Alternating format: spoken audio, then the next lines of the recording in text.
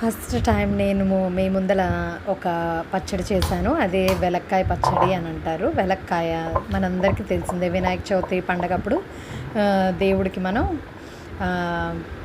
పాలి మీద కడతాం. అందరికీ ఇది వెలక్కాయ అని ఏదో డెకరేషన్ ఐటమ్ లాగా కట్టి తర్వాత దేవుడితో పాటు మనం నిమజ్జనం చేసేస్తాం. కానీ చాలామందికి తెలియంది ఏంటంటే దీంట్లో ఎన్నో హెల్త్ బెనిఫిట్స్ ఉన్నాయి.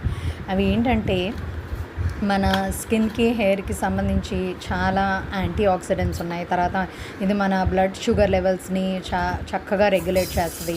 హార్ట్ హెల్త్కి కూడా చాలా మంచిది.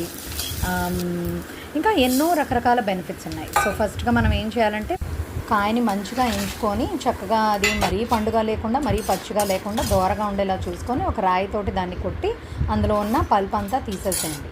ఇంకా కొంచెం నూనె వేసుకొని అందులోనే ధనియాలు, జీలకర్ర, కొంచెం ఎండుమిరపకాయలు, ఆ తర్వాత ఇవి కొంచెం వేయించి మినపప్పు కూడా వేసుకోవచ్చు. కొంచెం వేయించి తర్వాత మిక్సీలోని 4 వెల్లుల్లి రెబ్బలు వేసి ఒక దాన్ని మంచిగా బ్లెండ్ చేసి తర్వాత మనం ఎక్స్ట్రాక్ట్ చేసుకున్న పల్పు ఉన్నది చూసారా, అది కూడా వేసేసి కొంచెం కళ్ళుప్పు, కావాల్సిన వాళ్ళు కొంచెం తీపి కావాలంటే బెల్లం కూడా వేసుకోవచ్చు. వేసుకొని తగినంత నీళ్లు పోసుకోండి. అది మంచి చట్నీ కన్సిస్టెన్సీ రాగానే దానికి మీరు ఇంకా తాలింపు పెట్టుకోవడమే.